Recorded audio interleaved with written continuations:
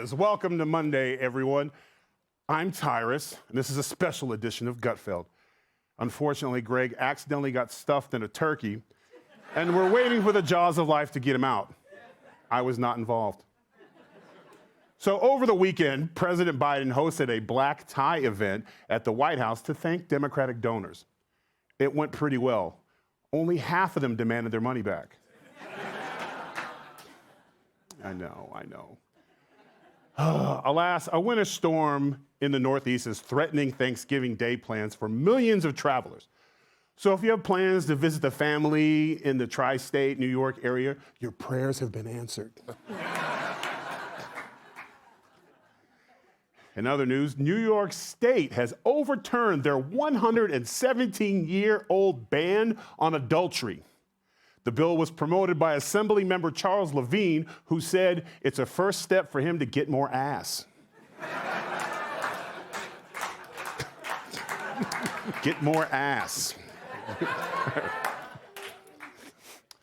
McDonald's just announced plans for a new budget-friendly McValue menu featuring their popular 5-meal deal, which is great news for people who are about to lose their jobs.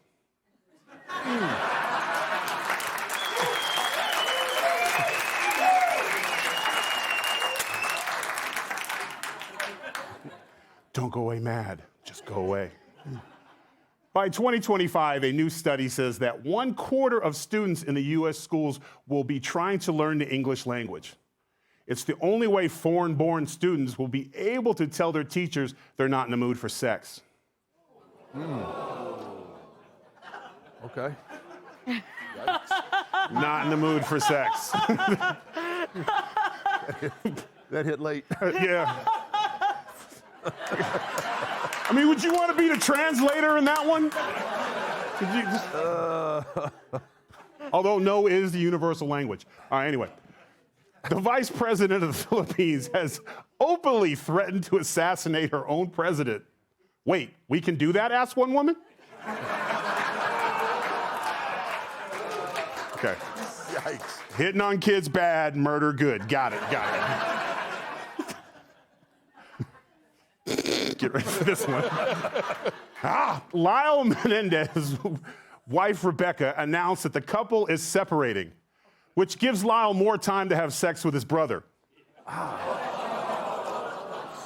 Oh. No, I'm sorry, murder him. Okay, better. Thank you, better. Told you it's not Gutfeld, it's Tyrus. All right. A former local news anchor in Arizona has been charged with fraudulently obtaining COVID funds from the government. However, this man remains free. Well, we can't let him off the hook. It's not over. All right, let's do the monologue. So the election is over, and President Trump won.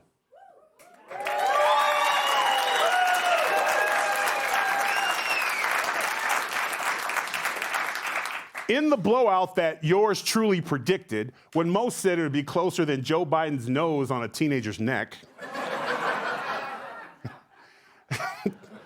not only did Trump win the election, but he also won the war against the legacy media, who kept painting him with that Hitler brush. But this time, the only SS was them looking seriously stupid. Yep, he slayed the media dragon, and yes, I believe in dragons. And he finally got his second term. Although he had to beat 2 women and an old baby, but he did it.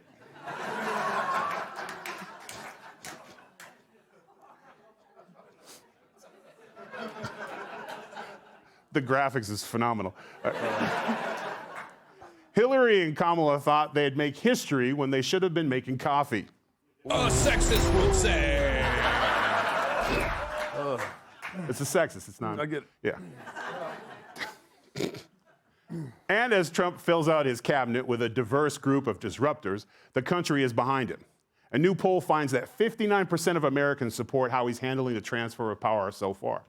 Caitlyn Jenner called it the best transition ever.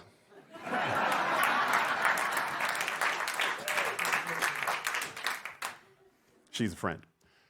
Heck, even the media is starting to come around. Of Donald Trump's recent announcements, the one that intrigues, even excites me the most, is the establishment of Doge. Elon Musk and Vivek Ramaswamy who will be in charge of DOGE, are both brilliant, and the federal government has clearly become too expansive and its writ too cumbersome. To achieve the $2 trillion spending cuts that Musk has often talked about, he would need to eliminate all of the spending and all of the Pentagon spending, and then he'd still have work to do.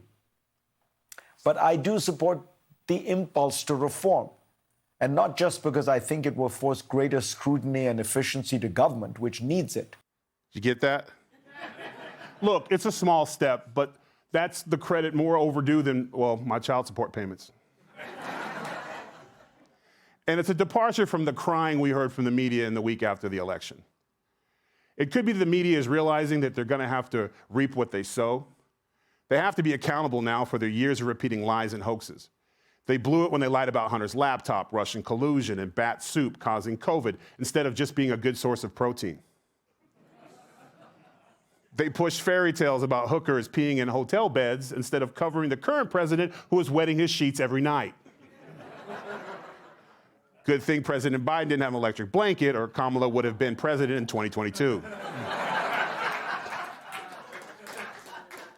So all you media hacks, I hereby banish you to where you'll never, ever be seen again, a primetime show on MSNBC.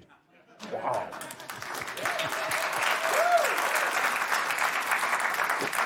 Soon there might not even be a network. They got lower ratings than the Hallmark Channel. Hallmark felt so bad for them, they sent them a sympathy card.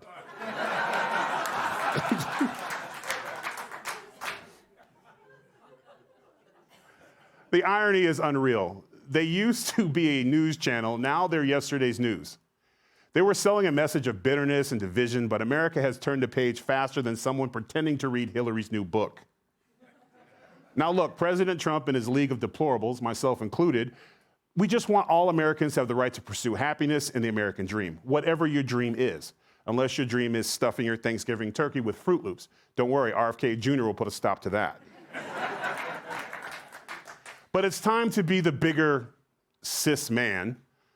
How about instead of being bros for Kamala, be bros for America?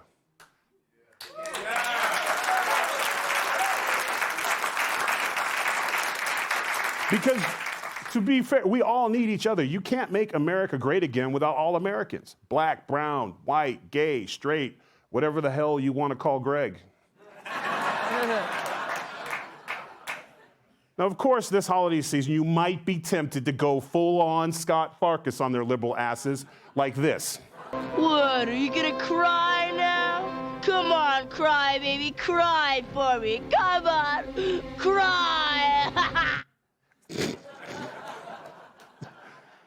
Incidentally, that's exactly how Greg and I's meetings start every morning. And look, if we can make it work, anybody can. So this year, instead of yelling at your neighbor Karen to take her casserole and shove it, invite her to the party and wish her a very happy Thanksgiving and a very, very MAGA Christmas. All right, let's welcome tonight's guest. Her finishing move is a kick to the family jewels, reality TV star and lawyer Reagan Charleston. He played a dead guy on TV way before Joe Biden did.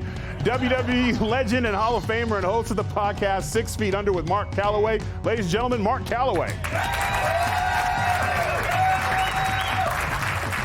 He's thrown more men around than a broken roller coaster. Mayor of Knox County, Tennessee, Glenn Jacobs. She also fought in steel cages, but you don't hear her bragging about it. New York Times bestselling author and Fox News contributor, Kat Timm. Kat, I'm going to go to you first on this because you're a libertarian. Mm-hmm. So you've watched this back and forth, and now you're seeing that. Do you think I have the right idea to be nice to the liberals, even though they weren't nice to us? Being how everyone is mean to you? Yeah, no one's. So the only thing that changes for us every year is that which group of people is blaming us for the loss.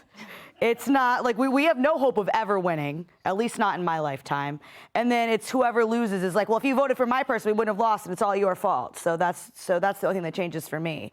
But also, I got to say, I am also agree with what I saw on CNN in that clip, that I'm excited about the Doge thing also, because I feel like there's so much talk of actually cutting government. I'm cautiously optimistic because people always say they're going to, and that never actually happens.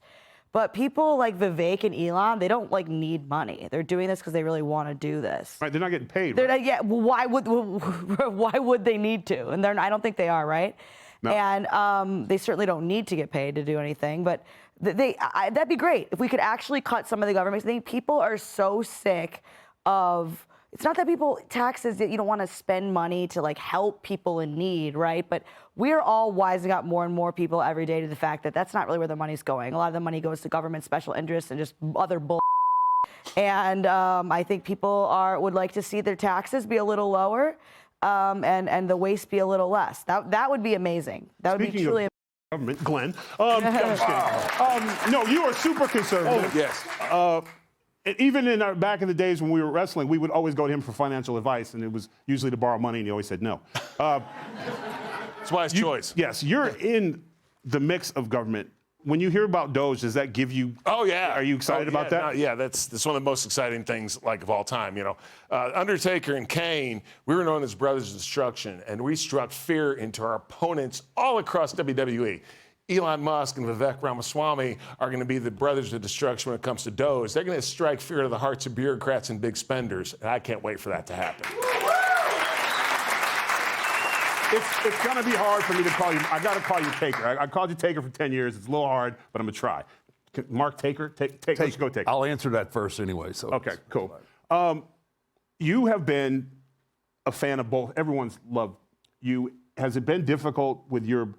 Now it's a little easier to come out, but for years, was it difficult for you to?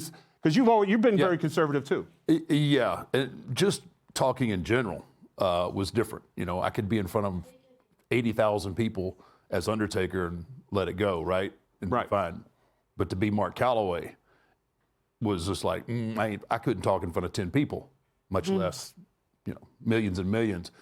And now, when we, we did our little deal with. You had the podcast with the president.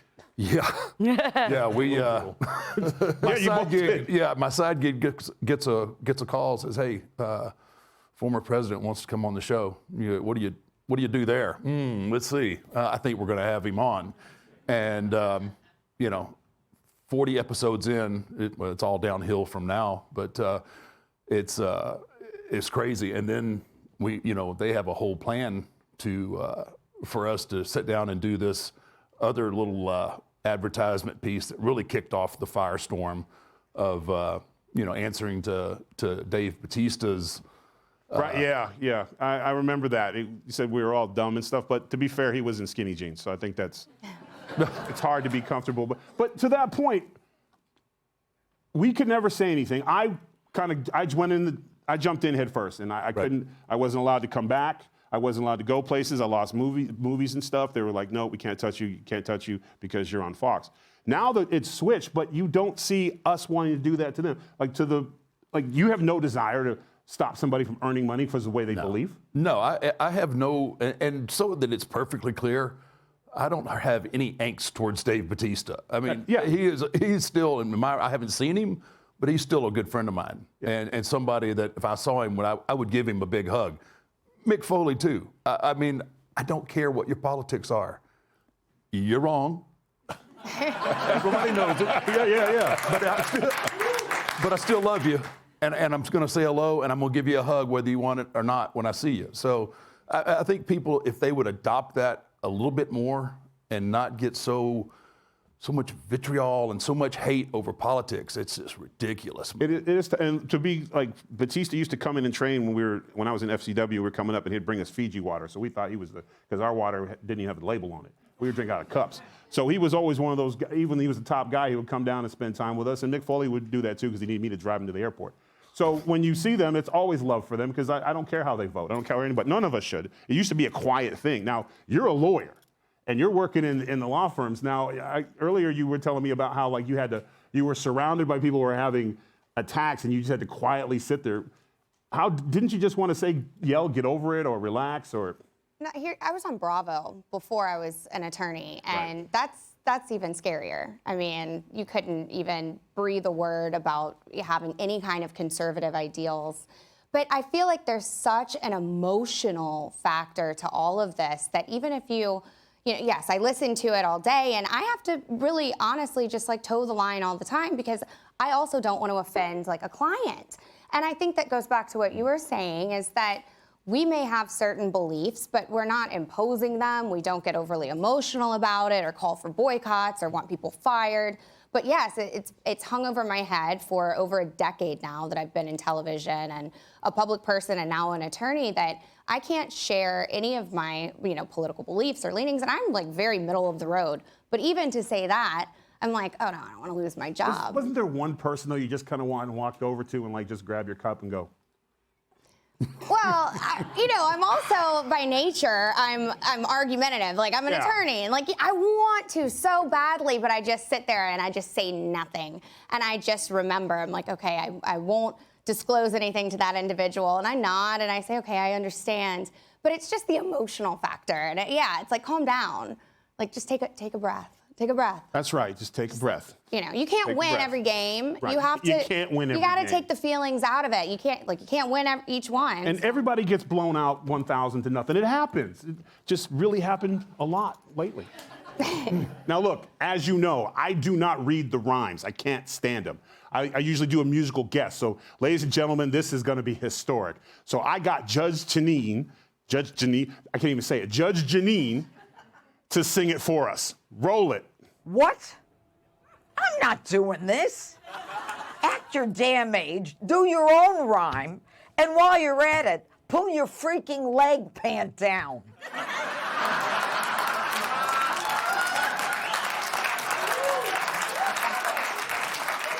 I'm wearing pants, Judge. Okay, all right.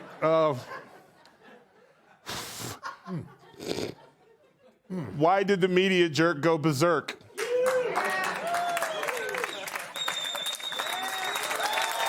If you'll be in the New York area and would like tickets to see Gutfeld, go to foxnews.com/Gutfeld and click on the link to join our studio audience. Click here to subscribe to the Fox News YouTube page to catch our hottest interviews and most compelling analysis. You won't get it anywhere else.